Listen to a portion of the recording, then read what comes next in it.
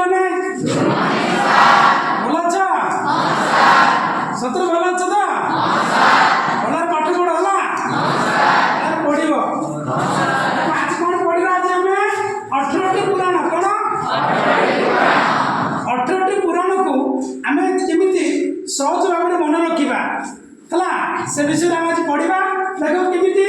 ଯେ 18ଟି ପୁରାଣକୁ ମନେ ରଖିବା ପାଇଲେ ଆମକୁ କଣ ଦରକାର କଣ କହିବି ପିଲେ ମା ବାପ ଭାବି ମନା କଲି ଗो ଶିବ ବ୍ର କ୍ୟୁ ବା ଅସ୍କ ବ୍ର କ୍ୟୁ ମାନେ କଣ କ୍ୟୁ ମାନେ କଣ କ୍ୟୁ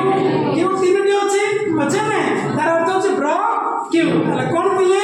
ପ୍ରଥମେ ଆସିଲା ମା କଣ